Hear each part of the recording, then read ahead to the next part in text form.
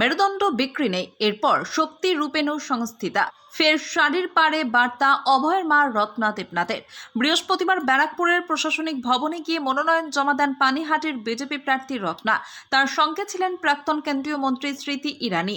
রত্নার মনোনয়ন পেশের আগে জিটি রোডে বিজেপি কর্মী সমর্থকদের নিয়ে মিছিল হয়।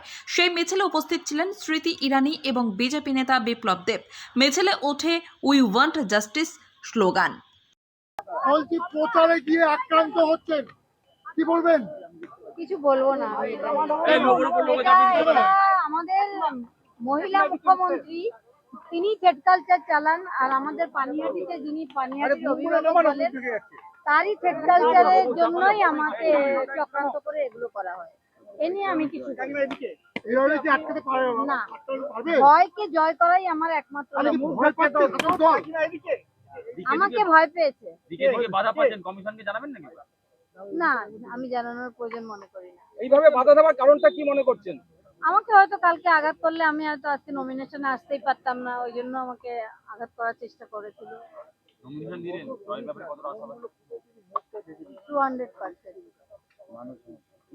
সমস্ত মানুষ আমার সঙ্গে রয়েছে, সারা পশ্চিমবঙ্গবাসী, সারা পানিহাটিবাসী, সবাই যেভাবে 14 তারিখ রাত দখল করেছিলেন, আমি চাইবো 29 তারিখ আপনারা সেইভাবেই গণতান্ত্রিক অধিকার প্রয়োগ করার সময় পদ্মফুল চিহ্নে ভোট দেবেন এবং সারা বাংলায় পদ্মফুল ফুটবে এবং একটা রাম রাজত্ব তৈরি হবে পশ্চিমবঙ্গে।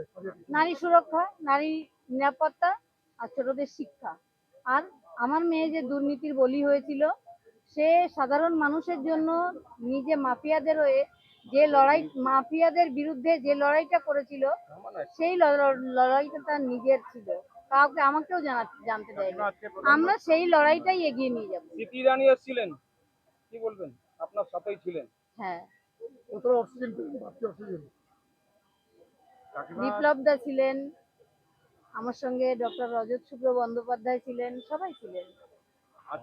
এবং সব থেকে বড়, আমার সঙ্গে পানিহাটি বাসী এবং আমার পাশে দাঁড়িয়ে আছেন আমাদের জেলা প্রেসিডেন্ট।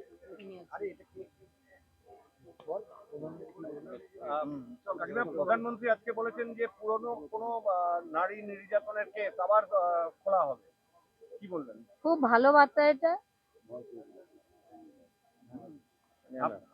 আপনার মতামত এই বিষয়ে আপনি কতটা আশাবাদী? আমি তো সবসময় মেয়ের আমার ন্যায় বিচার নিয়েই ছাড়বো, সেটা আমার জিত ছিল।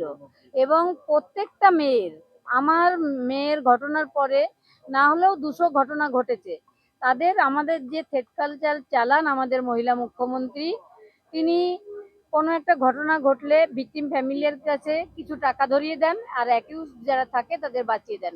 মানে যারা অন্যায় করে তাদের মাথায় হাত রাখেন, কেননা তাদের ওই ভোট বক্সে তাদের দরকার হয় আমাদের মাননীয় মুখ্যমন্ত্রী। আগামী দিনে কি মহিলা সুরক্ষা বাড়বে? অবশ্যই। মহিলারা যেমন আমাদের মুখ্যমন্ত্রী আমার মেয়ের ঘটনার পরে বলেছিলেন রাত্রে মেয়েদের ডিউটি দেওয়া হবে না, তারপরে আরেকটা ঘটনা যখন ঘটলো তখন বললেন রাত 8টার পরে মেয়েরা বাইরে বেরোবে না। মেয়েরা বাইরে বেরোবে না তা কই রে, ওনার মদমাতাল সব উশৃঙ্খলতা করে বেড়াবে। আবার আক্রান্ত হলে অভিযোগ জানাবেন? না, অভিযোগ জানাবো না, আমার সেই সাহস করতে হবে।